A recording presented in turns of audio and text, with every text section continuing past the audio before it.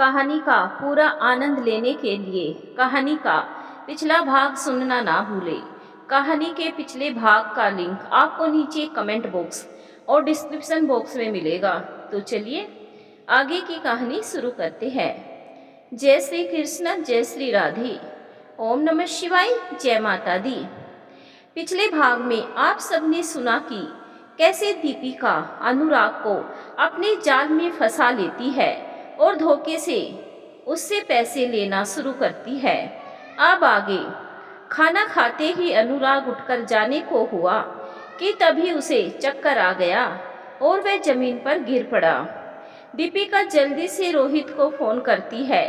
रोहित, केशव और माधव तीनों तुरंत दीपिका के घर पहुंचते हैं और अनुराग को उठाकर बेडरूम में पहुंचाते हैं। उसके बाद दोनों शराब पीने लगते हैं और दीपिका खाना खाकर सोफे पर अधलेटी सी बैठ जाती है।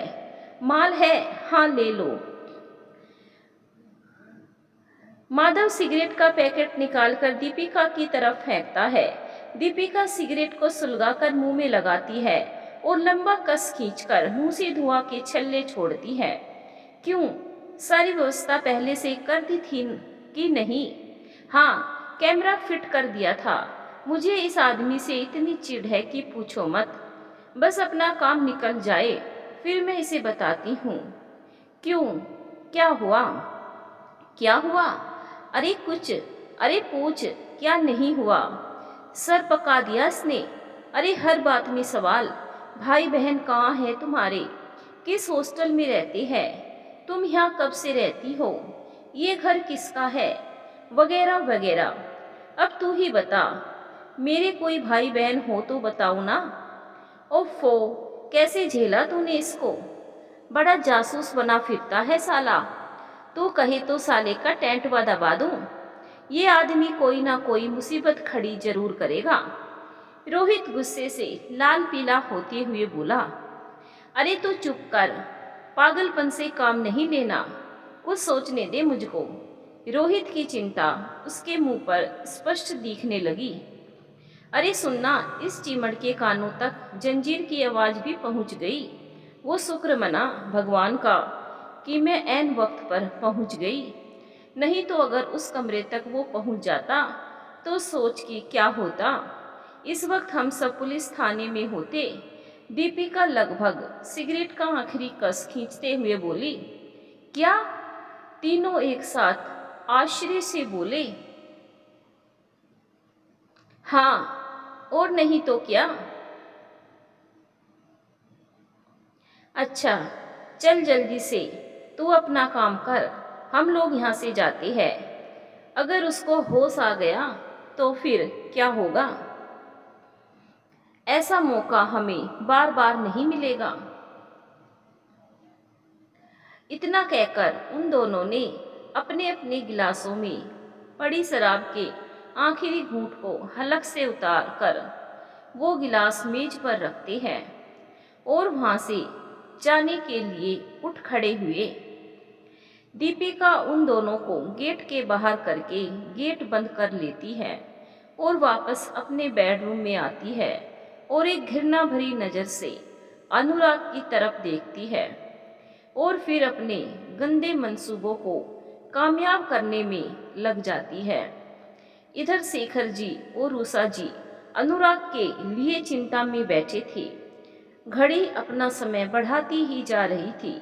साक्षी ने अर्जुन के पास फोन किया। ट्रिंग ट्रिंग ट्रिंग ट्रिंग ट्रिंग ट्रिंग। हेलो। हाँ साक्षी, क्या बात है? इतनी रात गए फोन क्यों किया?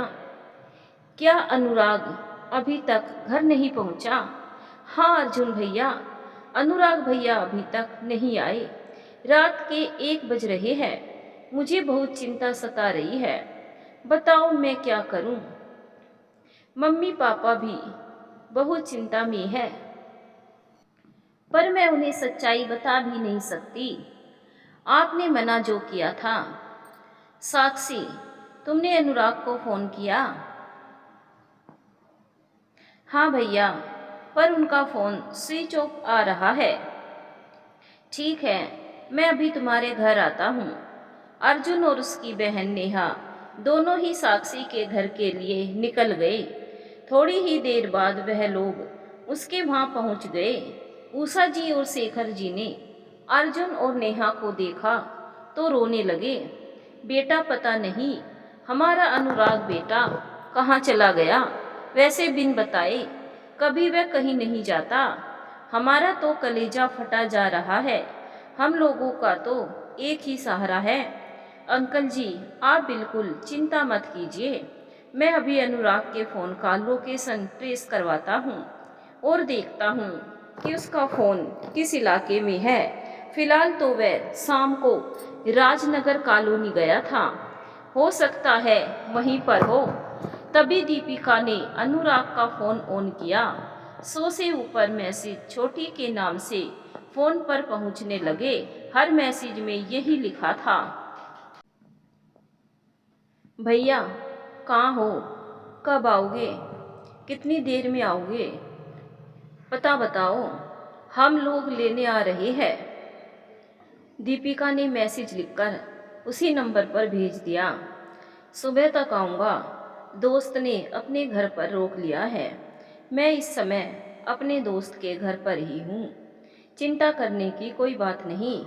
मेरे फ़ोन की बैटरी डेड है और यहाँ पर कोई भी चार्जर मेरे फ़ोन में नहीं फिट हो रही है, इसीलिए फ़ोन स्विच ऑफ कर रहा हूँ।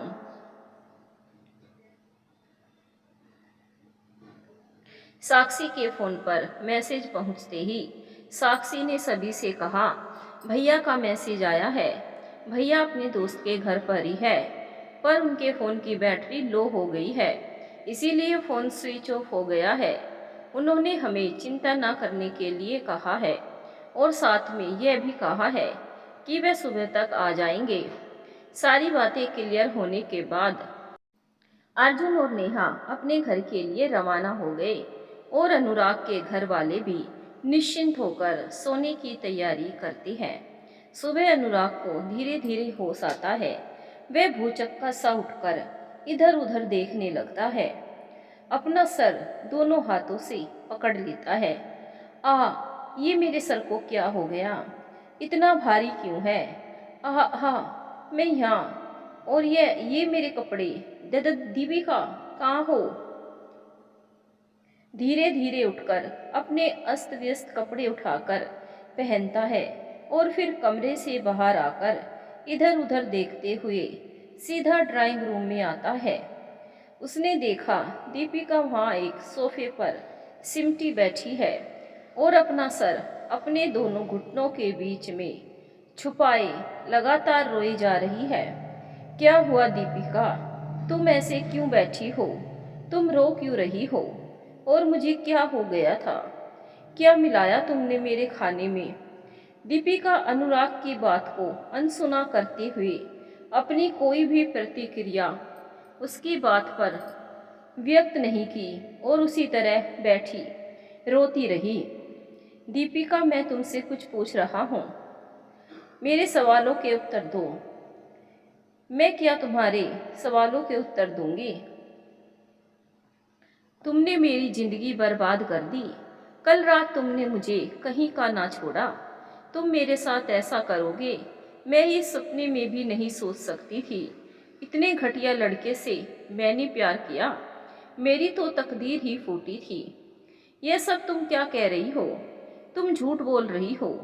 अगर मैं किसी प्रकार का कोई नशा करता तो एक पल के लिए मैं यह बात मान भी लेता, पर यह तुम्हारा इल्जाम सरासर गलत है। मैंने सिर्फ खाना खाया और तुमने मेरे खाने में कुछ ऐसा मिला दिया जिससे मुझे चक्कर आ गया। उसके बाद क्या हुआ मुझे कुछ याद नहीं। और मेरा मोबाइल, हाँ मेरा मोबाइल कहाँ पर है। मेरे घर वाले रात भर मुझे ढूंढ रहे होंगे। तुम्हें जरा भी शर्म नहीं है अपने किए पर। मैं नहीं जानती थी तुमने खाना खाया, उसमें जरूर तुमने कुछ मिलाया ही होगा। अगर तुम शराब नहीं पीते हो तो कुछ और लेते होंगे। मुझे लगता है जरूर तुम ड्रग्स लेते हो। जब तुम नमक का बहाना बनाकर किचन में गए थे, हो सकता है तुम्हारी पॉकेट में ड्रग्स का पैकेट हो। नमक की जगह ये सफ़ेद पाउडर हाथ में निकाल कर लाए होंगे और इसे ही तुमने अपने खाने में मिलाया होगा। मुझे लगा कि तुम नमक मिला रहे हो, क्योंकि वही खाना मैं भी खा रही थी। मुझे तो नमक कम नहीं लगा। क्या कह रही हो तुम? तुम्हें होश भी है? जो भी मुंह में आ रहा है अनाप शनाप बक रही हो। मैं किचन में नमक लेने ही गया था, क्योंकि मैं एक्स्ट्रा नमक डेली ही खाता हूँ। मुझे लो बीपी की शिकायत है, इसीलिए मुझे डॉक्टर ने सलाह दी है कि मैं खाने में नमक थोड़ा ज़्यादा लूँ। और मेरी पॉकेट में कोई पैकेट नहीं था और मैं कोई ड्रग्स नहीं लेता, ना ही मुझे ड्रग्स के बारे में कोई जानकारी है। मैं जानता हूँ तुम मुझे फंसाना चाहती हो। आखिर ऐसा क्यों कर रही हो तुम? और मैंने तुम्हारे साथ कुछ गलत नहीं किया। तुम ये किसके कहने पर कर रही हो ये तुम जानो। अगर तुम्हें ड्रग्स के बारे में कुछ नहीं पता तो तुम्हारी जेब में ये ड्रग्स मुझे कैसे मिली? दीपिका एक सफ़ेद कलर का छोटा सा पैकेट उसे दिखाती है। यह पैकेट मेरा नहीं है, ना ही इसके बारे में मुझे कोई जानकारी है, ना ही यह मेरे जेब में था। यह सब मेरे खिलाफ षड्यंत्र रचा जा रहा है। अनुराग के पैरों के नीचे से जमीन खिसक चुकी थी। वह समझ चुका था कि एक बहुत बड़े षड्यंत्र में वह पूरी तरह से फंस चुका है।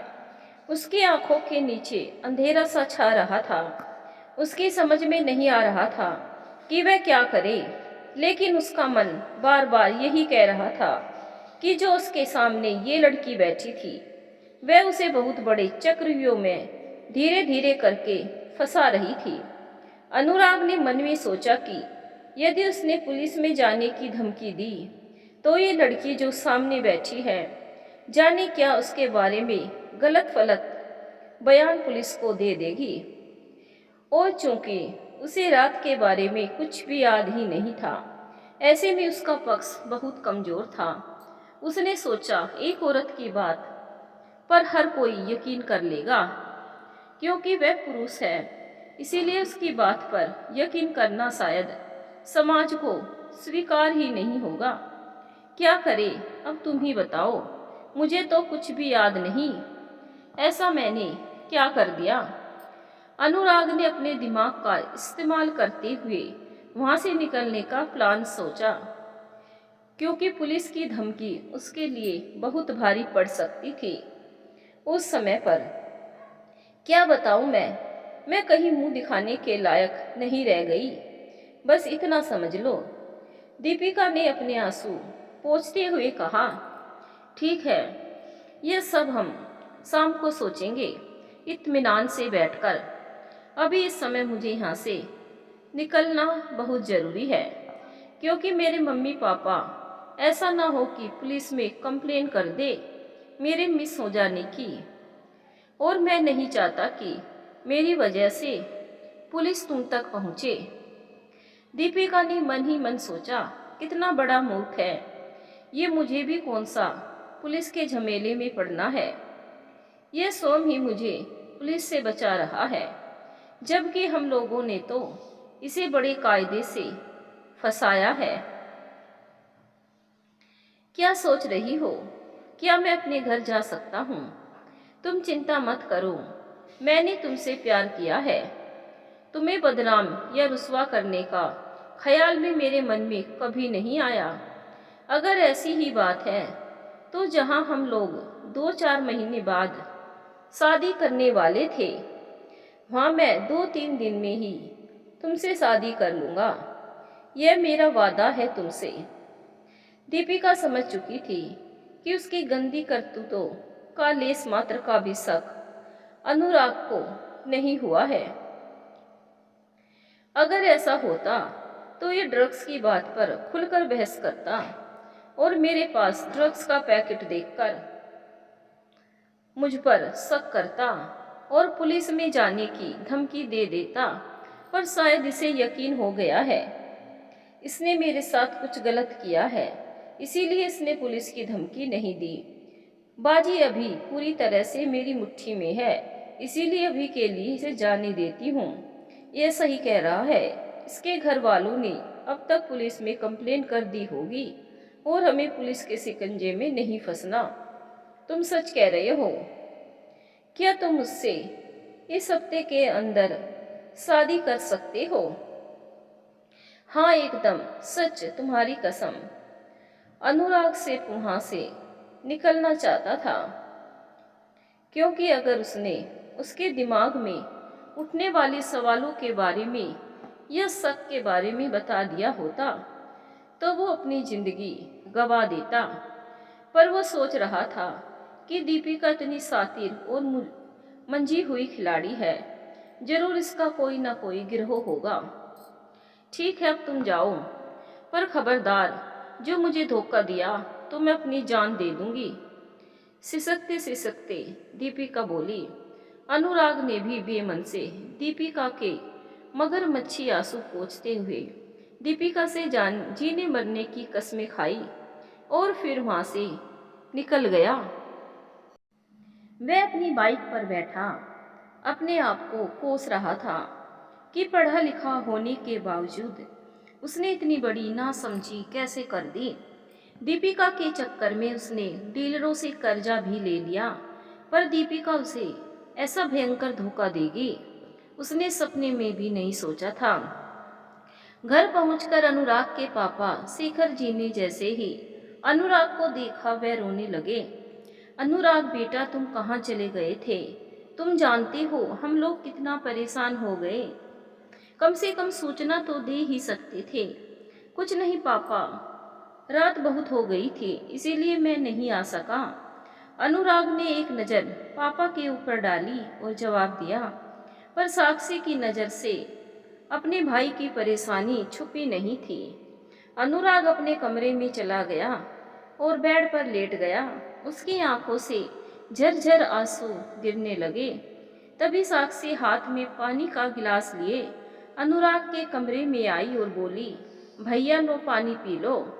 अनुराग ने अपने आंसू पोंछे और एक बनावटी हंसी चेहरे पर बिखेर कर साक्षी से बोला, क्या बात है छोटी, आजकल बड़ी मेहरबान हो रही है अपने भैया पर, कुछ चाहिए क्या? हाँ, एक जवाब चाहिए कि आप रात भर कहाँ रहे और आप मुझसे क्या छुपा रहे हैं?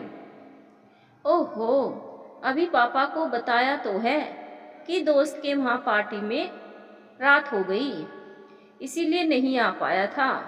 और क्या बात हो सकती है?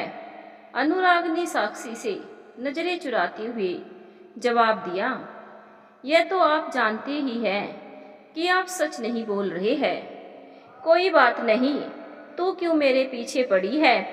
प्लीज मुझे अकेला छोड़ दे। इस बार अनुराग की आवाज में हल्का तीखापन महसूस किया साक्षी ने। उसने अनुराग का हाथ अपने सर पर रखकर कहा, आपको मेरी कसम भैया, जो भी है वो मुझे बताइए, क्योंकि मुझे थोड़ा बहुत कुछ मालूम पड़ा है।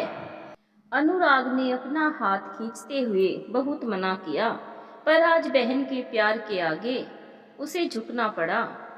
उसने अपने कमरे का दरवाजा अंदर से लॉक किया और फूट फूट कर रोने लगा।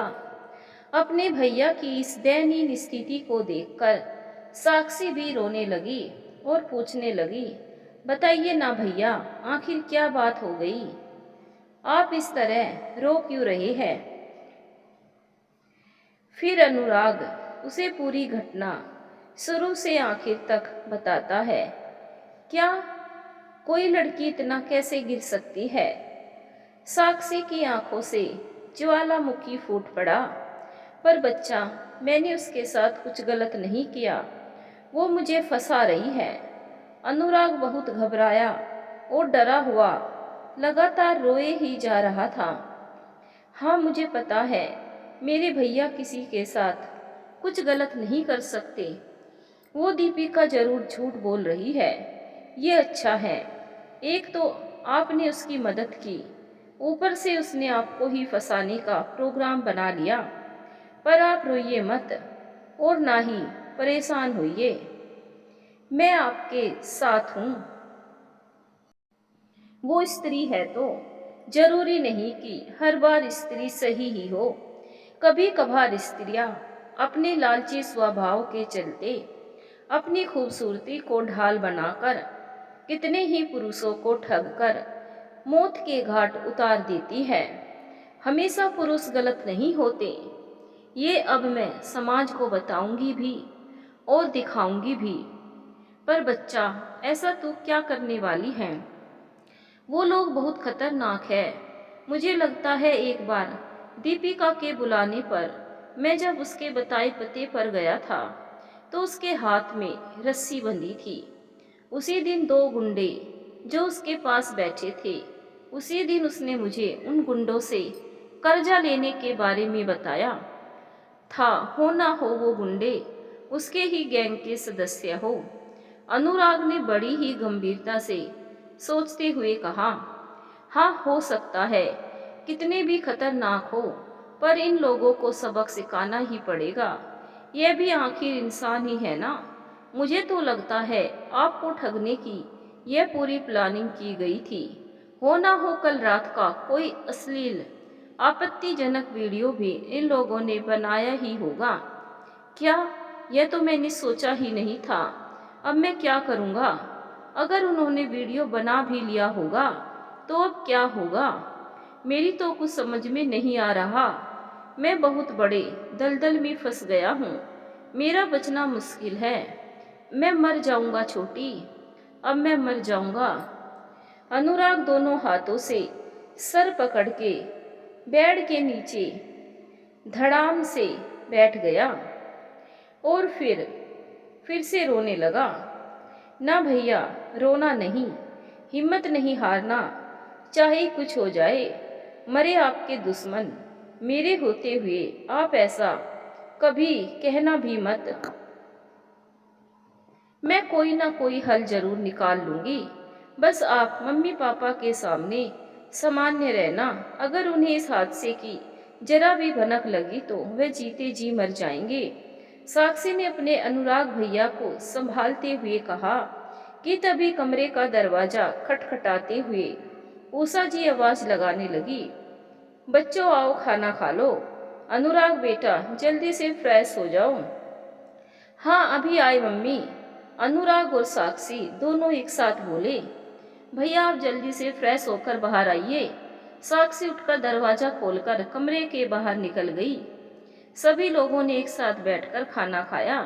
उसके बाद अनुराग अपने कमरे में जाकर सो गया और साक्षी अपनी पढ़ाई करने लगी। दूसरे दिन अनुराग अपनी ड्यूटी पर चला गया। ना तो उसने दीपिका के पास फोन किया और ना ही दीपिका का फोन आया। लेकिन उसी दिन रात में दीपिका ने उसके पास फोन किया। ट्रिंग ट्रिंग ट्रिंग ट्रिंग। हेलो अनुराग, मैं कहती थी ना, सारे लड़के धोखेबाज होते हैं। तुमने ना तो मेरे पास फोन किया और ना ही मुझसे मिलने आए। मेरी जिंदगी बर्बाद करके तुम सुख चैन से अपनी जिंदगी बसर करने लगे। अरे ऐसी बात नहीं है, आज मुझे बिल्कुल भी समय नहीं मिला। कल आता हूँ ना तुमसे मिलने। तुम क्या आओगे मुझसे मिलने? मेरी जिंदगी नरक हो चुकी है, पता नहीं कैसे और किसने। कल रात हमारा वीडियो शूट कर लिया और मुझसे 4 लाख की मांग कर रहा है। अगर मैंने रुपए उसको नहीं दिए तो हमारा यह वीडियो वायरल कर देगा। मैंने वीडियो तुम्हारे मोबाइल पर सेंड कर दिया है, अपने आप देख लेना। मैं फांसी लगाकर मर जाऊंगी। तुम्हारा क्या है, तुम तो पुरुष हो, तुम्हारा कुछ नहीं बिगड़ेगा। मैं स्त्री हूँ, उंगलियां तो मुझ पर उठेगी। दीपिका बड़ी ही चालाकी से गोल गोल बातें करके अनुराग को अपना मनगढ़ंत दुखड़ा सुना रही थी। अच्छा तो तुम्हारी नजर में पुरुषों की इज्जत कोई इज्जत ही नहीं है, खाली तुम स्त्रियों की ही इज्जत होती है। और फिर मेरे अलावा सिर्फ तुम थी उस कमरे में ही नहीं बल्कि पूरे घर में। तो तुम साफ साफ क्यों नहीं कहती कि वीडियो तुमने खुद ने बनाया है? कमाल करते हो। कोई भी औरत अपनी इज्जत खुद ही उतारती है क्या? यह मुझसे बेहतर तुम जानती हो। अच्छा फोन रखो, मुझे कुछ जरूरी काम है। पापा आवाज लगा रहे हैं, मैं तुमसे बाद में बात करता हूँ। अनुराग और साक्षी को जिस बात का अंदेशा था वे बिल्कुल सही निकला। दीपिका बहुत ही गिरी हुई औरत थी। अनुराग वह वीडियो अपने मोबाइल में देखने लगा। जिस हिसाब से यह वीडियो बनाया गया था उसमें अनुराग एकदम बेहोशी की हालत में था, तो इससे साफ था कि उसने दीपिका के साथ कुछ गलत किया ही नहीं होगा। फिर उसने दीपिका के पास फोन किया। हेलो, क्या चाहती हो आखिर तुम? मैं क्या चाहती हूँ? उल्टा चोर कोतवाल को डांटे। यह वीडियो मुझे किसी ने भेजा है, उसे 4 लाख रुपए चाहिए, पर मेरे पास इतना पैसा नहीं है। पहले भी मैं तुम्हें इतने पैसे दे चुका हूँ, तो मैं कुछ नहीं जानती। अगर मेरी इज्जत पर कोई भी आँच आई तो मैं तुम्हारी जान ले लूँगी। इतना कहकर दीपिका मगरमच्छी आंसू निकालने लगती है और फोन काट देती है। पर अनुराग सब समझ रहा था, यह सब किया धरा दीपिका का ही है। उसने साक्षी से पूरी बात बताई। साक्षी ने उसी समय अर्जुन के पास फोन किया और अर्जुन उनके घर आया। अर्जुन को देखकर अनुराग एकदम भौचक्का सा रह गया। अरे आप तो उस दिन ऑफिस के बाहर, मैं आपसे उस दिन मिल पाता। इससे पहले ही दीपिका ने आपको वहां से भगा दिया था। मेरी बहन आपकी बहन साक्षी के साथ एक ही कॉलेज में एक ही क्लास में पढ़ती है, तो साक्षी मेरी छोटी बहन जैसी है। अगर उस दिन मेरी आपसे बात हो जाती तो मैं दीपिका की सच्चाई आपके सामने रख देता, तो आप इतने बड़े कांड में ना फंसते। पर होनी को कौन टाल सकता है। चलिए अब हम सब मिलकर इस दीपिका नाम की चिड़िया को फुर करते हैं। कितनों को ही इसने लूटा है। सभी मिलकर एक साथ बैठकर कोई पुख्ता प्लान बनाने लगते हैं और प्लान के हिसाब से अगले दिन साक्षी और नेहा को अनुराग राजनगर कॉलोनी ले जाता है। अनुराग ने दूर से दीपिका का घर दोनों को दिखा दिया और स्वयं एक मकान जो कि अध बना पड़ा हुआ था उसमें छिपकर बैठ जाता है और चुपके से उसकी खिड़की से बाहर देखने लगता है। साक्षी दीपिका के गेट पर पहुंचकर डोरबेल बजाती है। कुछ क्षणों के बाद दीपिका गेट खोलती है।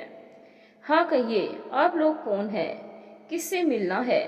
दीपिका उन दोनों से पूछती है।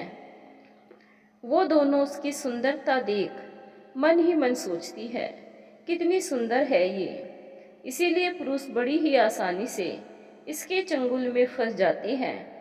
पर जितनी ही ये बाहरी तौर पर सुंदर है उतनी ही आंतरिक तौर पर कुरूप है। अभी विचारों की उधेड़ बुन उन दोनों के मस्तिष्क में चल रही थी कि तभी दीपिका ने फिर पूछा, अरे आप लोग कुछ बताएगी भी या फिर यूं ही मेरा टाइम वेस्ट करने आई हो? जी मैम, हम दोनों शांति नगर के ज्ञान का सागर महाविद्यालय से आए हैं। हमारे कॉलेज ने देश में फैली तरह तरह की जानलेवा बीमारियों के खिलाफ एक मुहिम चलाई है, जिसके अंतर्गत हम लोगों को जागरूक करने के साथ साथ जो लोग असहाय हैं, जो लोग अपना या अपने परिवार का इलाज कराने में असमर्थ हैं, उनके लिए चंदा इकट्ठा कर रहे हैं। हमने आपके पास पड़ोसियों को भी जागरूक किया है। सबने आगे आकर बढ़ चढ़कर आर्थिक सहायता भी की है। तो मैम आप भी हमारे साथ कोऑपरेट करें, ऐसा हम चाहते हैं। जी ठीक है, आप बताइए, मैं सुन लूँगी। जी बहुत अच्छा मैडम, क्या हम अंदर बैठ सकते हैं? ये हमारा आई कार्ड है, आप चाहे तो चेक कर ले। साक्षी अपने गले का आई कार्ड निकालने की कोशिश करते हुए बोली, अरे नहीं नहीं, दुनिया देखी है मैंने। ठगने या झूठ बोलने वालों को की नज़रों को मैं आसानी से पहचान लेती हूँ। बड़ी पारखी नज़र रखनी पड़ती है।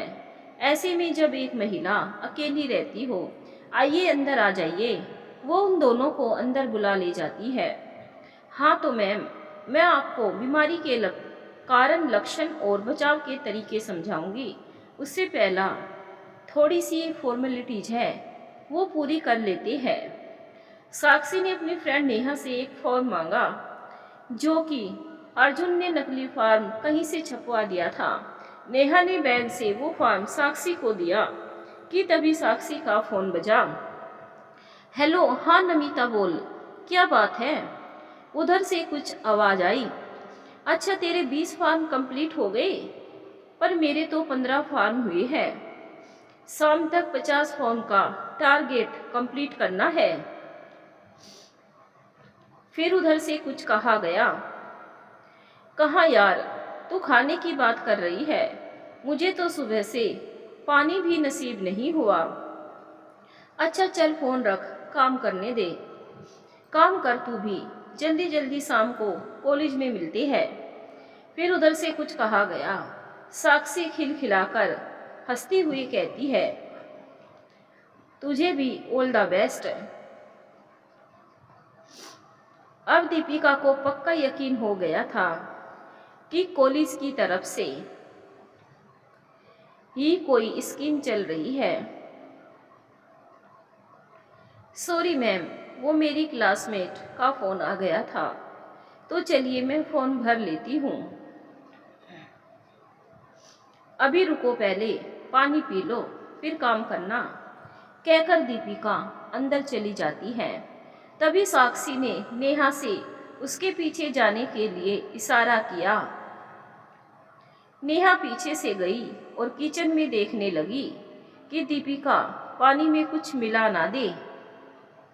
दीपिका ने फ्रिज से पानी लिया, गिलास में डाला और एक कटोरी में कुछ मिठाई रखी और हाथ में ट्रे लेकर मुड़ी कि तभी नेहा किचन के बाहर से बोली, मैम मुझे टॉयलेट जाना है, क्या मैं आपका टॉयलेट यूज कर सकती हूँ?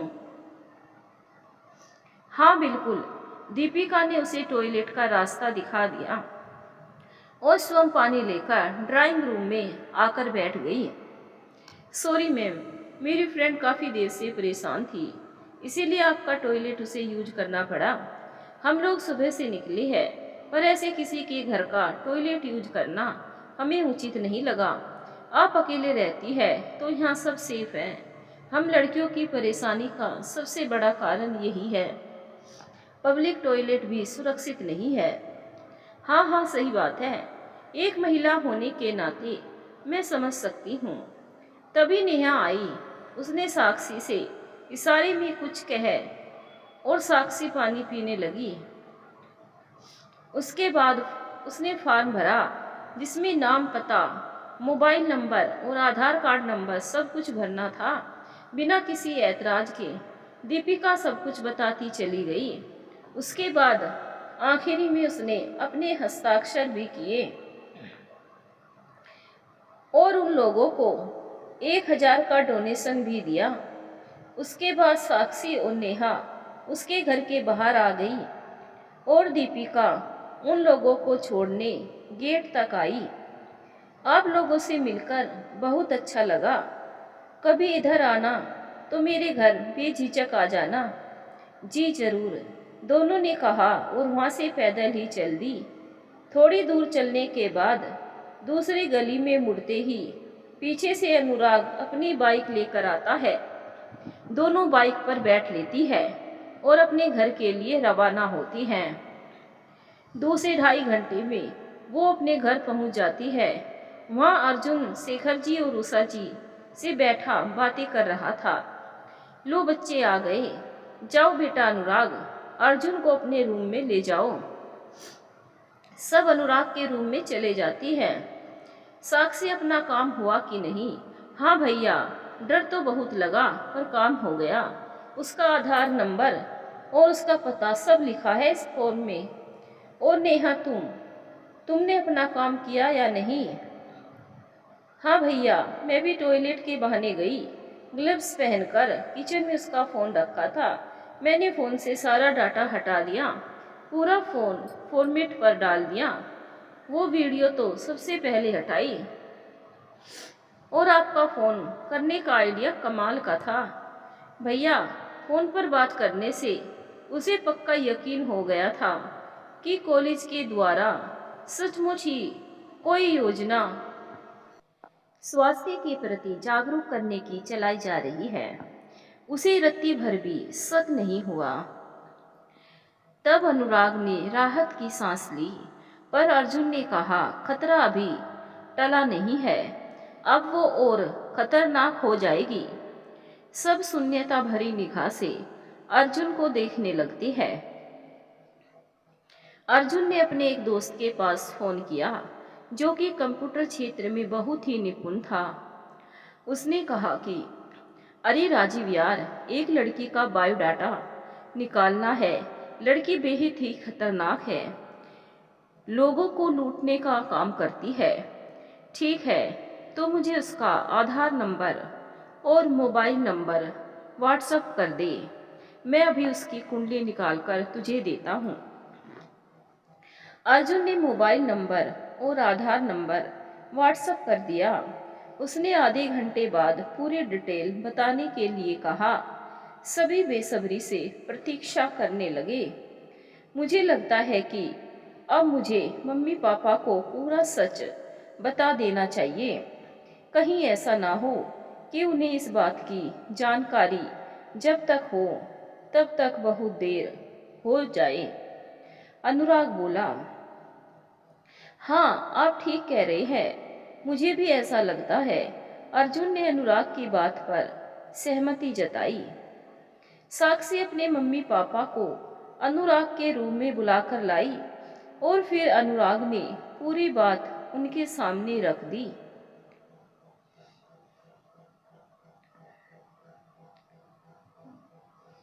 शेखर जी और रूसा जी ने बड़े ही ध्यान से उसकी बात सुनी और फिर कहा, बेटा तुम इतनी परेशानी में थे इतने दिन से, तो तुमने पहले ही हमें क्यों नहीं बता दिया?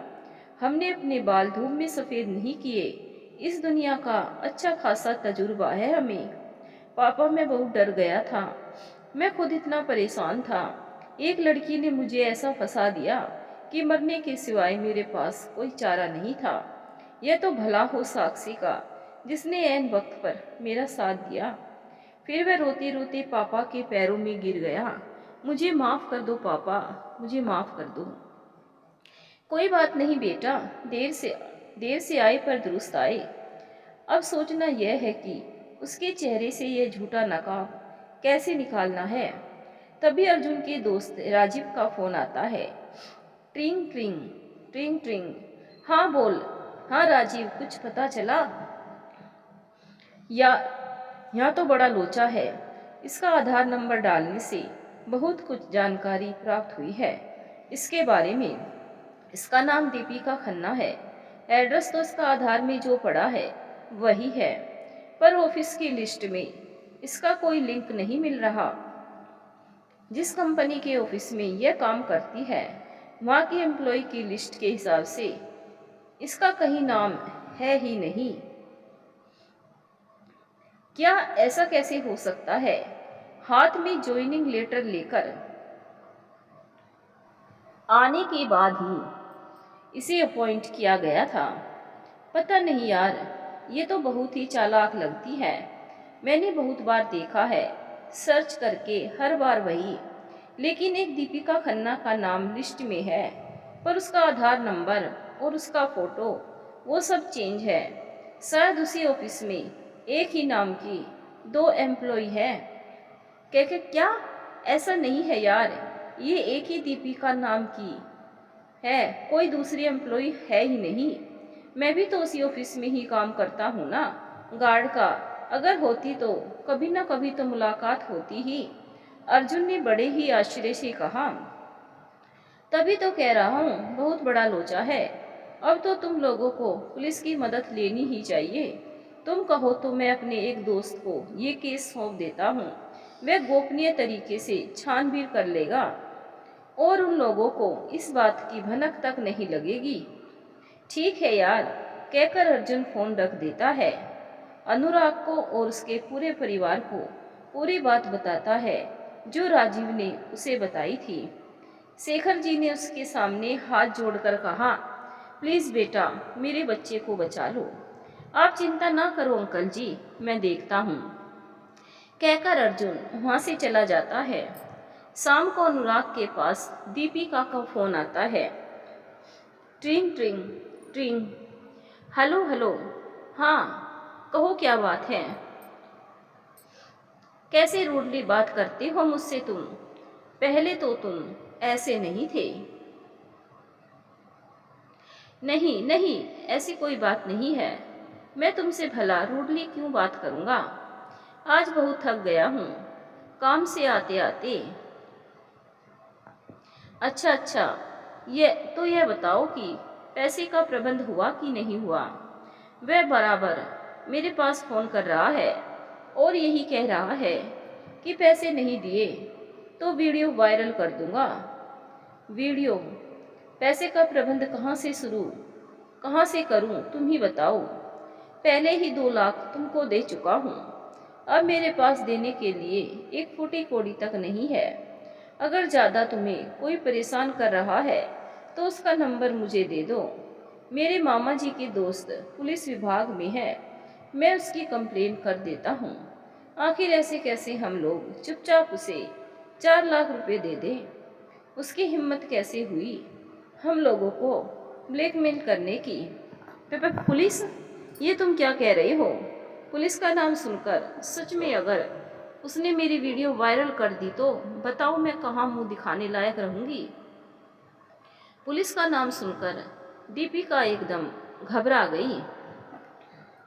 नहीं, ऐसा कुछ नहीं होगा। मेरे फ़ोन में वीडियो डिलीट हो गया है। मेरे फ़ोन में वीडियो भेज दो, मैं कोई ना कोई सख्त कार्रवाई अवश्य करूँगा। अनुराग ने बड़े ही तल्ख मिजाज से उसके सवाल का उत्तर दिया। दीपिका को शक हो गया कि अनुराग अब उसके चंगुल में नहीं फंसने वाला, तो उसने आखिरी चाल फिर चली। अच्छा ठीक है, मैं तुमको वो वीडियो दे दूंगी। कल तुम मुझे ठीक 11 बजे मिथिलांचल होटल के पास मिलो। किस लिए? ताकि तुम मुझे दोबारा से किसी चक्रियों में फंसा सको। अनुराग ने थोड़ा सख्ती से कहा। मैंने तुमसे कितनी बार कहा है कि वो वीडियो मैंने नहीं बनाया, पर तुम हो कि मेरी बात पर यकीन ही नहीं कर रहे। हाँ, दीपिका अपने को निर्दोष साबित करने का भरसक प्रयास कर रही थी। मैं नहीं आ पाऊंगा। तो ठीक है, मैं पुलिस को वो वीडियो दे दूंगी। तुम्हें जो करना है करो, मैं कुछ नहीं जानता। अनुराग ने बेफिक्र होकर कह दिया। इतना सुनते ही दीपिका आग बबूला हो गई। उसने फोन काट दिया। अनुराग ने अर्जुन को फोन पर पूरी बात बताई। अनुराग, आप उससे मिलो। उसने इतने कॉन्फिडेंस से कहा है तो हो सकता है उसके पास वो वीडियो किसी दूसरे फ़ोन में भी सुरक्षित हो। कुछ कहा नहीं जा सकता। वो बहुत बड़ी धोखेबाज है। उसकी बात को हल्के में मत लो।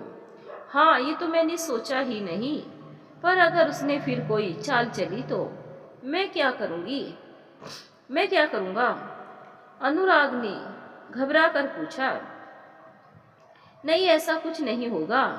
इस बार तुम अपने मन के मुताबिक किसी जगह पर उसे बुलाओ। वहाँ पहले से ही कैमरे लगे होंगे। ऐसे में वह कुछ नहीं कर पाएगी और जो भी करेगी वह कैमरे में रिकॉर्ड हो जाएगा। ठीक है, मैं ऐसा ही करता हूँ। अनुराग ने फौरन दीपिका को फ़ोन किया। ट्रिंग ट्रिंग ट्रिंग ट्रिंग। हाँ हेलो, क्या बात है? दीपिका ने बड़े ही गुस्से में कहा। दीपिका, बहुत सोचने के बाद मुझे ऐसा लगता है कि मुझे तुमसे मिल लेना चाहिए, और पुलिस में जाने की बात तुम बिल्कुल मत करना। मिथिलांचल होटल में मिलते हैं, अगर तुम आ पाओ तो। ठीक है, मैं आ जाऊंगी। दीपिका धूर्तता भरी मुस्कान के साथ बोली। ठीक है, हम लोग कल शाम के 7 बजे मिलते हैं। ओके, तुम पहुंच जाना। ओके। दोनों ने फ़ोन कट कर दिए। दूसरे दिन शाम के ठीक 7:30 बजे मिथिलांचल होटल में दोनों मिलते हैं। अनुराग जब पहुंचता है तो वह देखता है कि दीपिका वहाँ पहले से ही मौजूद है। दीपिका अनुराग से कहती है, इतनी देर से मैं तुम्हारा यहाँ वेट कर रही हूँ, लेकिन तुम हो कि हमेशा की तरह आधे घंटे लेट ही आए हो। अरे ट्रैफिक बहुत जाम था, इसीलिए थोड़ी सी देर लग गई। पर अनुराग के चेहरे से यह साफ झलक रहा था कि उसे दीपिका में अब कोई इंटरेस्ट नहीं रह गया है। वह बस एक फॉर्मेलिटी अदा कर रहा है और इस बात से दीपिका कतई अनजान नहीं थी। कहीं ना कहीं उसके मन में यह शक था कि अनुराग उसकी असलियत जान चुका है, बस उसे एहसास नहीं होने दे रहा। हाँ तो क्या कह रही थी? कल तुम फोन पर हमेशा की तरह दीपिका मगरमच्छ के आंसू बहाते हुए बोली, क्या बताऊं मैं, वह शख्स जिसने मेरी और तुम्हारी वीडियो बनाई थी वह 4 लाख रुपए की मांग कर रहा है। तुम जानते हो कि मेरी परिस्थिति क्या है। मैं अब तुम्हारी चिकनी चुपड़ी बातों में कतई आने वाला नहीं हूँ। मैं अगर ऐसा कुछ कर भी रहा था तो तुम बराबर मेरा साथ क्यों दे रही थी? तुम मेरे साथ उस बेड पर क्यों थी? इसका कोई जवाब है तुम्हारे पास? साफ साफ यह कहो कि कोई भी शख्स नहीं है, यह तुम्हारा ही बुना हुआ एक जाल है जिसमें अब मैं फंसने वाला नहीं। अनुराग के तेवर देखकर दीपिका यह समझ गई कि अब उसकी दाल नहीं गलने वाली। आखिर में दीपिका ने रौद्र रूप धारण कर लिया और अपने असली किरदार में आ गई। उसने मन ही मन ठान लिया कि अब उसे रुपए तो मिलेंगे नहीं, तो इसे इतना बदनाम कर दूंगी कि उसके सामने मरने के सिवाय कोई चारा ना रह जाए। देंगे तो तुम्हारे बड़े। अगर तुम्हें ऐसा लगता है कि यह वीडियो मैंने शूट किया है तो तुम्हारा अंदाजा एकदम सही है, वरना मैं तुम्हें कहीं का नहीं छोड़ूंगी। देखो मैं कैसे वायरल करती हूँ तुम्हारा यह वीडियो। फाइनल वायरल कर दो। अगर मेरी इज्जत की धज्जियाँ उड़ेगी तो तुम्हारी भी तो इज्जत की धज्जियाँ उड़ेंगी। आखिर तुम भी तो हो ना उस वीडियो में। अस्त व्यस्त मिजाज में अनुराग बड़े ही कटाक्ष स्वर में बोला, हा हा हा, वारे बुद्धि, बलिहारी जाऊं मैं ना मेरे सोना। बाबू यह कतई मत सोचना कि मेरी इज्जत पर कोई आंच आएगी। देखो देखो तुम्हारा फोन बीपिंग कर रहा है, शायद कोई मैसेज है। आओ, ऐसा तो नहीं कि कोई वीडियो हो, एक्चुअली ऐसा ही है। So open your WhatsApp mister अनुराग।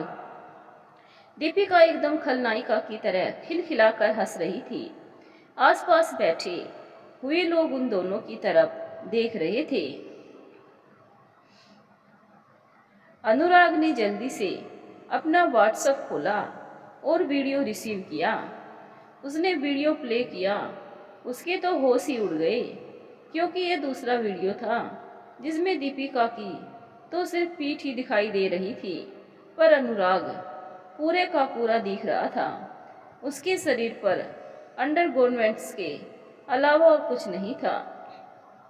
वह दीपिका के सामने गिड़गिड़ाने लगा, उसके आगे हाथ जोड़ने लगा, उससे रहम की भीख मांगने लगा और दीपिका तेज से बोलने लगी, मेरी इज्जत से खेलते हुए तुम्हें जरा भी शर्म नहीं आई? प्यार का झांसा देकर मुझे कहीं का ना छोड़ा और अब तुम मेरे सामने हाथ जोड़ रहे हो। आप लोग इधर आ जाइए जरा। इस लड़के ने मेरे साथ प्यार का नाटक किया, उसके बाद मेरे साथ जबरदस्ती भी की, और अब जब मैं इसके बच्चे की माँ बनने वाली हूँ तब यह मुझसे शादी करने से इनकार कर रहा है। मैं इतनी देर से हंस हंस के इसे मना रही हूँ, फिर भी यह नहीं मान रहा और ऊपर से मेरे हाथ पैर जोड़कर मुझसे कह रहा है कि मैं यह बच्चा अबॉर्ट कर दूँ और यहाँ से कहीं दूर चली जाऊँ। पर मैं ऐसा नहीं करूँगी। मैं इसकी FIR करने वाली हूँ, तो यह मेरे सामने हाथ जोड़ रहा है। क्या आप लोग मेरी तरफ से पुलिस में गवाही देंगे? हाँ हाँ, क्यों नहीं। ऐसे आदमी को तो मार ही डालना चाहिए। लड़कियों के साथ खिलवाड़ करते हैं, उनकी आंखों को पानी तो मर गया है। न जाने किस माँ की कोख से ऐसे कलमुहे पैदा होते हैं। अपने घर की माँ बहनों के संग रास क्यों नहीं रचाते? भीड़ में दो चार औरतें यही उल्टी सीधी बातें कर रही थी। अनुराग और उसके माता पिता को जी भर भर के कोस रही थी। चिंता मत करो बेटी, हम सब तुम्हारे साथ हैं। उस रेस्टोरेंट में जितने भी लोग मौजूद थे सब एक साथ चिल्लाए। अनुराग रो रहा था और मन ही मन सोच रहा था कि मैं अब अपने घर वालों की और बेइज्जती नहीं करा सकता। मैं मर जाऊंगा, मैं जीवित ही नहीं रहूंगा। मुझे इस औरत ने कहीं का ना छोड़ा। वहाँ मौजूद कुछ लोगों ने मीडिया वालों को बुला लिया। बड़ी सी एक न्यूज़ लाइव कवरेज के लिए एकदम रेडी हो गई।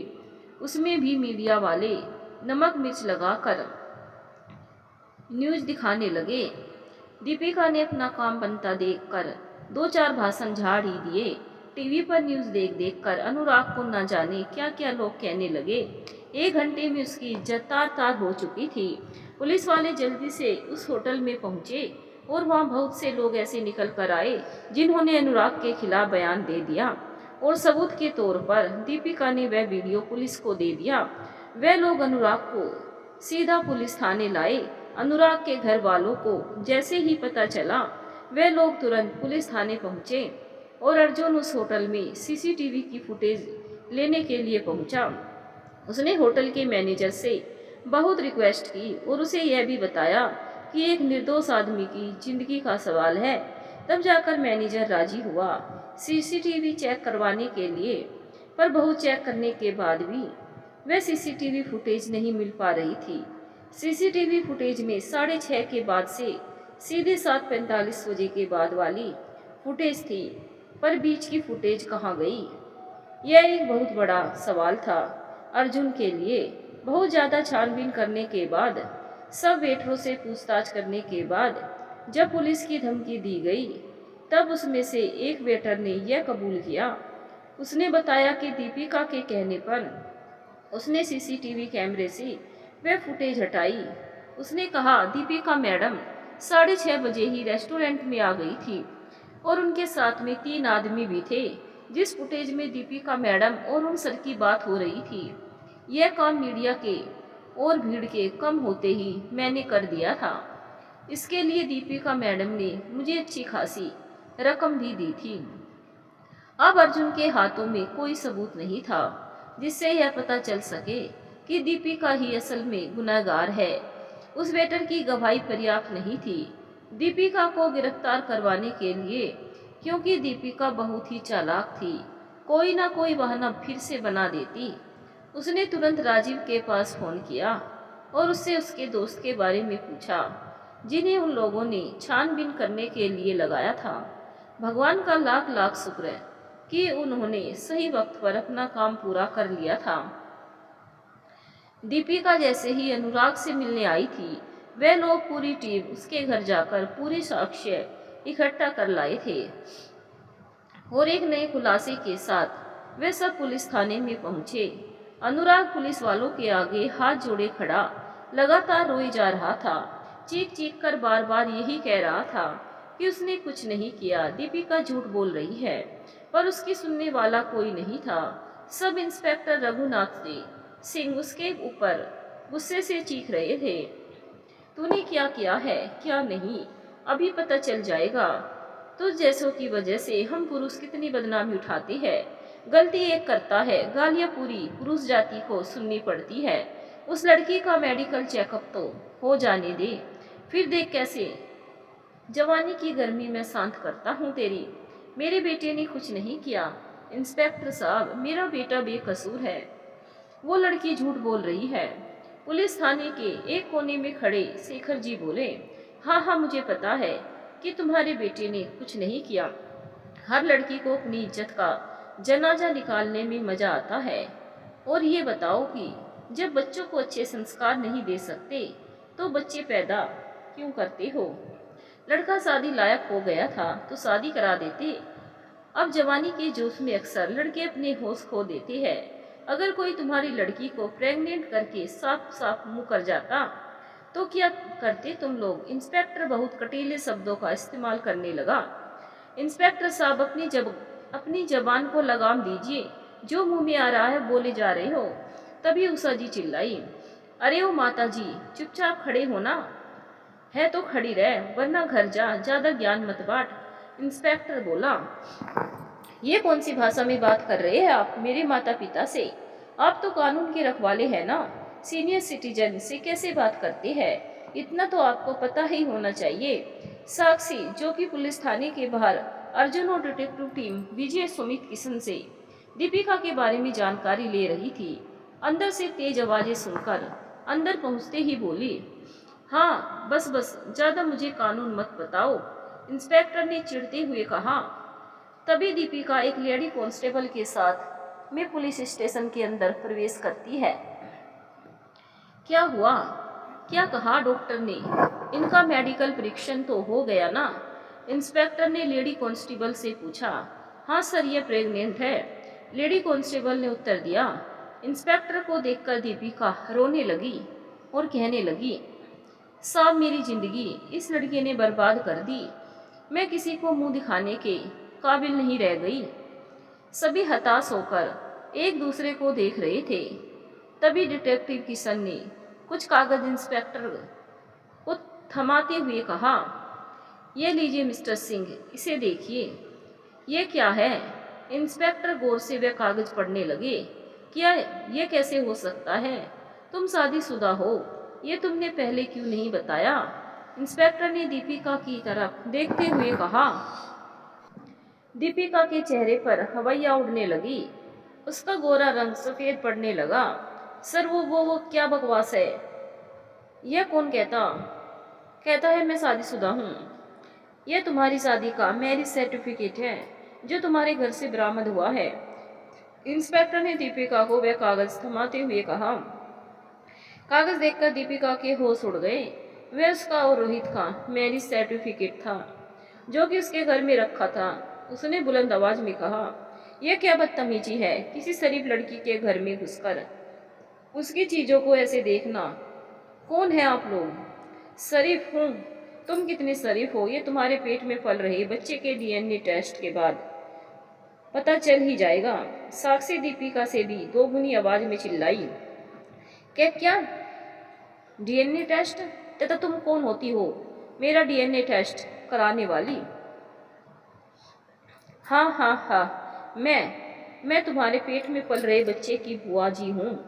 इस नाते मेरा भी फर्ज बनता है कि मैं अपने भतीजे की जांच पड़ताल तो कर लूँ। तुम ही कहती हो ना कि ये बच्चा अनुराग भैया का है, तो अब पता तो मैं लगाऊंगी ही। तुमसे तो मैं बाद में निपटूंगी।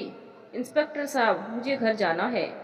इस लड़के ने मेरे साथ गलत किया और अब मुझ पर ही उंगलियां उठ रही हैं। इनके परिवार की तरफ से मैं यहाँ एक मिनट नहीं रुकना चाहती हूँ। मैं शादीशुदा जरूर थी, पर मैं अपने पति के साथ नहीं रहती। मैं अकेले ही रहती हूँ। मेरा पति बहुत ही धोखेबाज इंसान था, इसीलिए मैंने उसे छोड़ दिया। अरे ऐसे कैसे?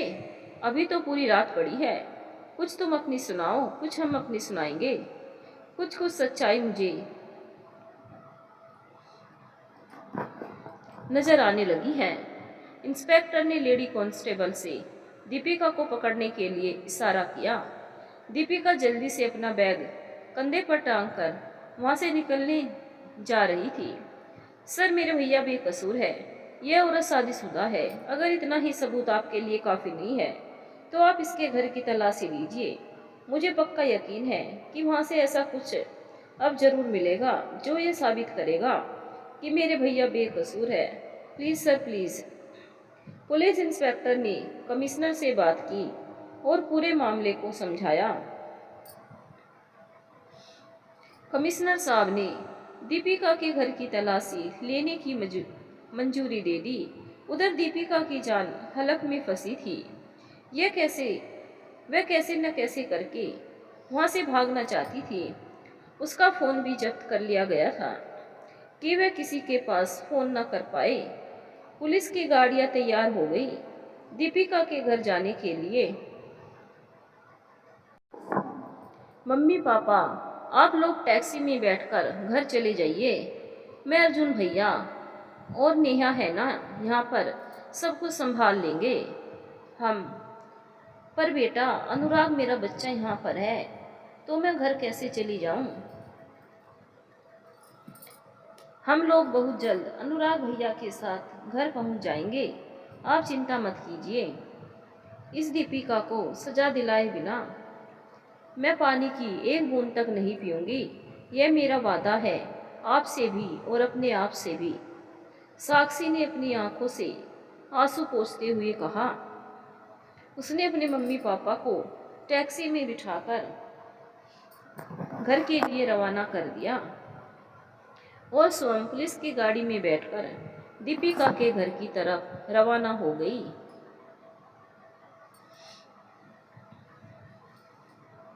दीपिका के घर के आगे दोनों गाड़ियां रुकी। पुलिस की गाड़ी में जेंट्स कांस्टेबल जो कि अनुराग के पास बैठे थे और लेडी कांस्टेबल दीपिका के पास बैठी थी। बाकी लोग डिटेक्टिव सुमित की गाड़ी में सवार थे। सब लोग दीपिका के घर के आगे उतरे।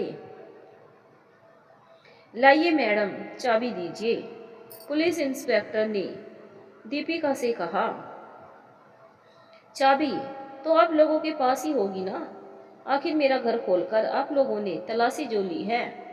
दीपिका गुस्से से लाल पीली होते हुए बोली। बंद ताले की चाबी बनवाना कौन सा कठिन काम है दीपिका जी, आप चाबियां देती हैं या मैं चाबी वाले को बुलाऊं? डिटेक्टिव सुमित ने दीपिका से कहा। दीपिका ने अपने हैंडबैग से चाबी निकाल कर दी और खुद धड़ाम से जमीन पर गिर गई। कांस्टेबल ने कहा, सर ये प्रेग्नेंट है, मुझे लगता है ज़्यादा प्रेशराइज होने के कारण ये बेहोश हो गई है। दीपिका को लेडी कांस्टेबल ने अपने कंधों का सहारा देकर उठाया। तब तक घर का गेट खोला जा चुका था। दीपिका को उन लोगों ने ड्राइंग रूम में सोफे पर लिटा दिया और खुद तहकीकात में जुट गई। सभी लोग आंगन में खड़े पूरे घर की छानबीन कर रहे थे। दीपिका जो कि बेहोशी का नाटक कर रही थी ने धीरे से आंखें खोली और ड्राइंग रूम के बाहरी दरवाजे से चुपके से निकली। डिटेक्टिव किशन फोन पर किसी से बात कर रहा था।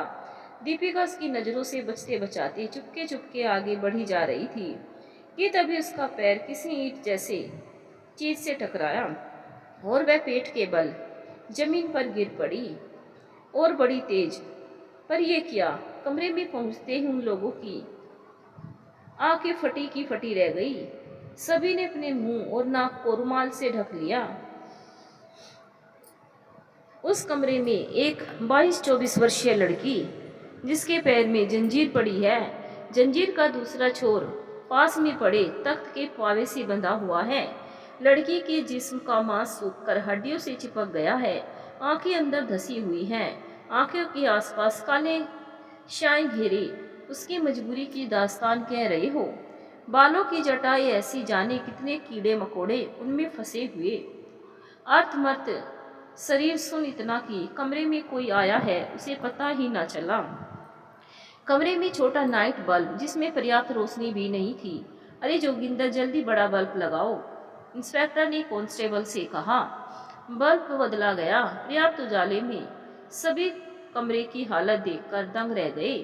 कमरे में झूठे पत्तलों के ढेर और महिलाओं की कुछ व्यक्तिगत अनावश्यक चीजें जो घर के बाहर ले जाकर दूर फेंकना चाहिए, वो और शराब की खाली बोतलें, डिस्पोजल के खाली झूठे गिलास जो कमरे में इधर उधर बिखरे पड़े थे। करोड़ों की संख्या में मच्छर उन पर भिनभिना रहे थे। कोई जानवर की भी ऐसी जगह पर नहीं रखता, फिर इंसान को कोई ऐसी जगह कैसे रख सकता है। सबके सब हैरान स्तब्ध एकटुक खड़े देखते रह गए। पैर तो जैसे जड़ ही गए धरती में। फिर साक्षी आगे दौड़ कर आई। उसने जल्दी से अपना दुपट्टा उस लड़की के ऊपर डाल दिया। उस लड़की के कपड़े जगह जगह से तार तार हो चुके थे। फिर कांस्टेबल की मदद से उसे कमरे से बाहर निकाला गया। सब इंस्पेक्टर ने रोहित, केशव और माधव को वहीं पीटना शुरू कर दिया। नहीं साहब, हमने कुछ नहीं किया, हमें छोड़ दो, हाय रे हमें छोड़ दो, जल्दी बोल कौन है ये लड़की? इंस्पेक्टर ने बड़े गुस्से से पूछा। बताती है साहब, बताती है, ये असली दीपिका खन्ना है। दरअसल ये असली ऑफिस की एम्प्लॉई है।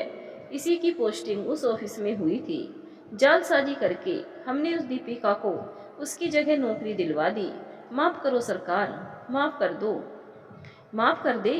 अरे नौकरी ले ली थी, कम से कम इसको तो बख्श देते।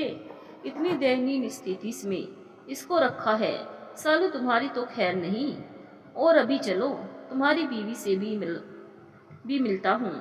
तुम पर तो सालों इतनी धाराएं लगवाएंगे कि आजीवन जेल में चक्की पीसोगे।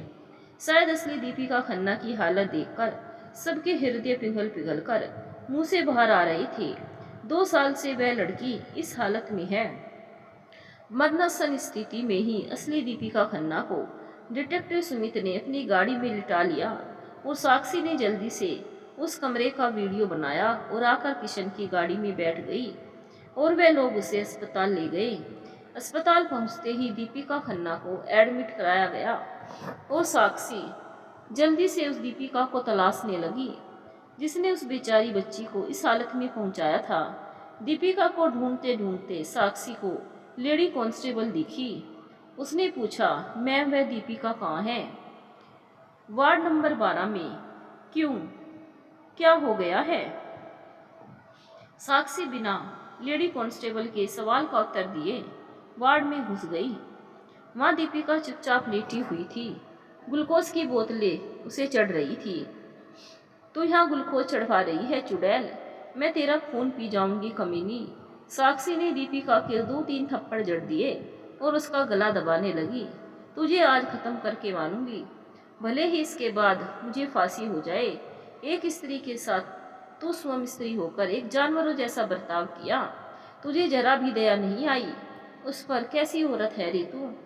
अरे कमीनी, तू तो उसी की नौकरी से पल रही थी ना, तब भी तूने एक बार उसके बारे में नहीं सोचा डायन। आज साक्षी को एक स्त्री की ऐसी दीन दशा देखकर बहुत गुस्सा आ रहा था। गूं गूं दीपिका के गले से गूं गूं के अलावा और कुछ नहीं निकल रहा था। तभी वहां पर पुलिस इंस्पेक्टर अनुराग, डिटेक्टिव टीम रोहित, केशव और माधव आ जाती है। अरे नहीं नहीं बच्चा, नहीं, इस कलमुही को उसकी करने की सजा अवश्य मिलेगी, पर तू नहीं बेटा। अनुराग ने दौड़कर साक्षी को जबरदस्ती दीपिका से अलग किया। साक्षी की आंखों में खून नजर आ रहा था। दीपिका के लिए थोड़ी भी और देर हो जाती तो दीपिका भगवान को प्यारी हो जाती। नहीं भैया, मैं इसकी प्राण पखेरु आज लेकर रहूंगी। साक्षी ने एक बार फिर अनुराग का हाथ झटक दिया और दीपिका की तरफ दौड़ लगा दी। अनुराग ने दौड़कर फिर साक्षी को पकड़ लिया और उसे शांत करने लगा। इंस्पेक्टर ने लेडी कांस्टेबल से पूछा कि इसे क्या हो गया। लेडी कांस्टेबल ने बताया, सर इसका मिसकैरेज हो गया। रोहित कोवे की भांति मुंह फैलाए दीपिका को देखते ही रह गया। फिर उसने दीपिका से पूछा, क्या तू माँ बनने वाली थी और तूने मुझे इस बारे में बताया तक नहीं? उधर माधव धाड़े मार मार कर रोने लगा। हाय मेरा बच्चा, हाय, मुझे मेरी करनी का फल मिल गया। मेरा बच्चा बिना दुनिया में आए ही चला गया। फिर रोहित ने पलटकर माधव को देखा। क्या कहा? तेरा बच्चा? अरे वह मेरी बीवी है। फिर तेरा बच्चा कैसे हुआ? हाँ हाँ, वह मेरा ही बच्चा था। दीपिका ने मुझे बताया था। अभी तो 3 महीने पूरे होने में 2 दिन बाकी थे। हाय अब मैं क्या करूँगा? माधव फर्श पर बैठ गया। दहाड़ी मार मार कर रोता जा रहा था। क्या उल्टा कहीं की, मैंने तेरे लिए क्या क्या नहीं किया। मैंने तेरे लिए अपने छोटे भाई को मार डाला जिसकी तू पत्नी थी। फिर तुझसे कोर्ट मैरिज की और फिर जालसाजी करके तुझे सरकारी नौकरी दिलवाई और तू अपने पेट में इस माधव का बच्चा लेकर घूम रही थी। हे भगवान, अरे डायन है तू, डायन। मैंने तेरे लिए इतना सब किया और तूने मुझे ही कहीं का ना छोड़ा। इंस्पेक्टर साहब, मुझे फांसी दे दो, मुझे अब नहीं जीना। दीपिका चुपचाप बेड पर पड़ी थी, छत को निहार रही थी। अभी दीपिका और असली दीपिका खन्ना का बयान लेना बाकी था। पुलिस इंस्पेक्टर भी हैरान थे कि दीपिका किस प्रकार की औरत है। पुलिस इंस्पेक्टर दीपिका खन्ना के वार्ड में पहुंचते हैं, जहां पर दीपिका के डॉक्टर दीपिका का चेकअप कर रहे होते हैं।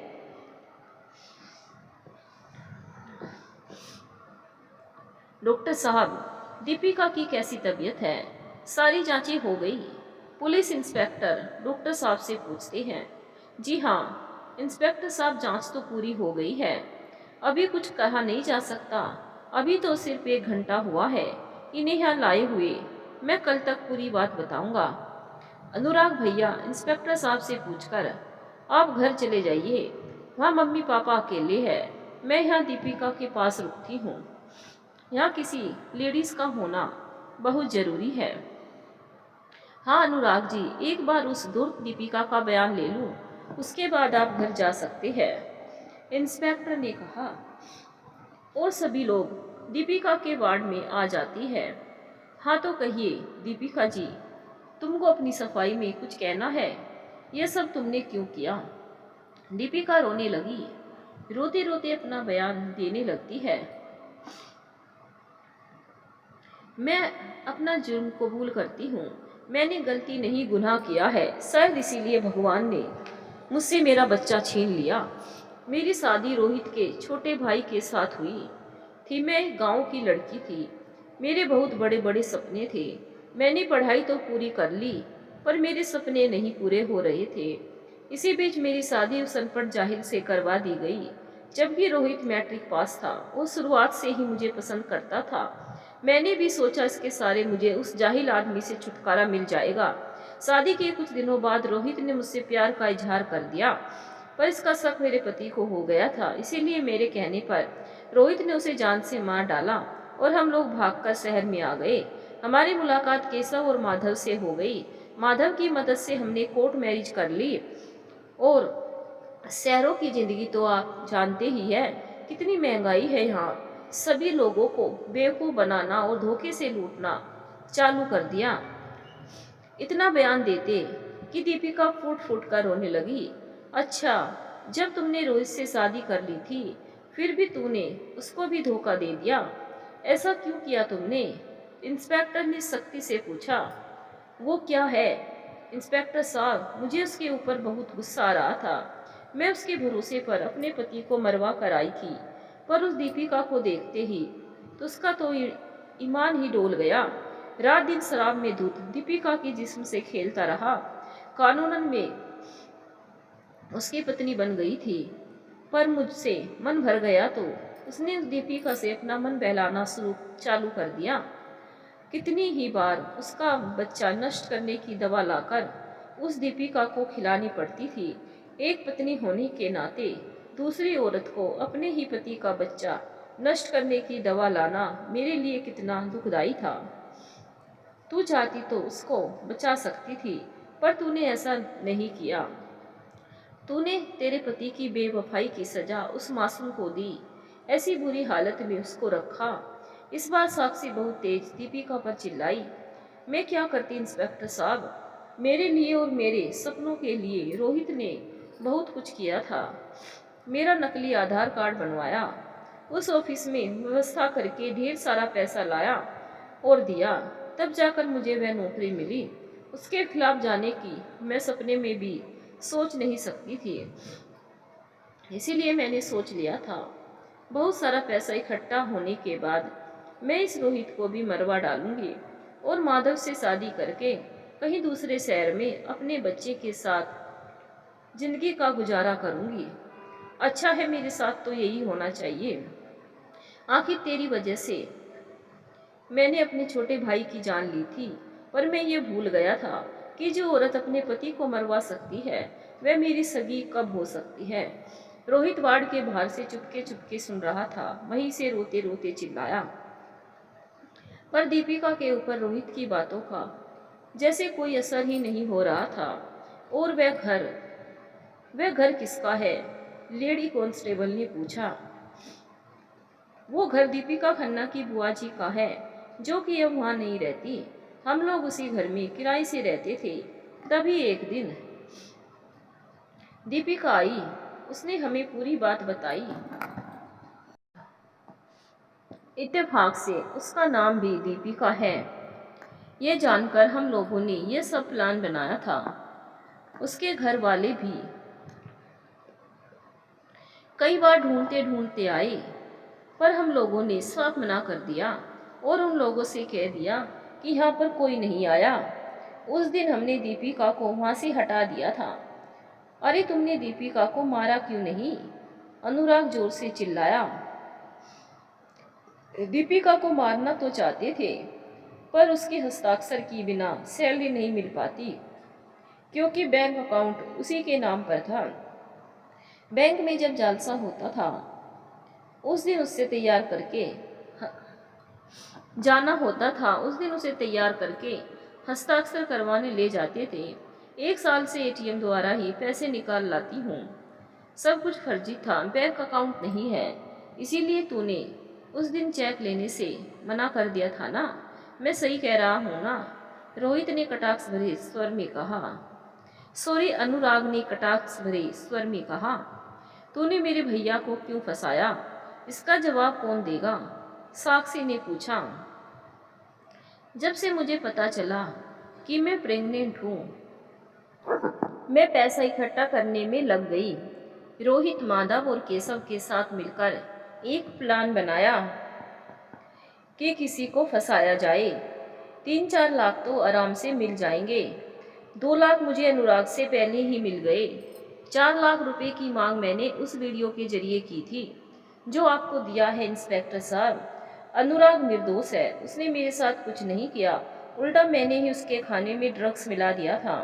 जब वह नमक लेने अंदर किचन में गया था और फिर वीडियो मैंने ही शूट किया और उसको ब्लैकमेल करने लगी, पर मैं फेल हो गई क्योंकि इसने अपनी बहन को सब कुछ बता दिया और उसकी बहन ने अपने दोस्तों के साथ मिलकर सब कुछ बर्बाद कर दिया। और तेरे भाई बहन कहाँ हैं? अनुराग ने पूछा।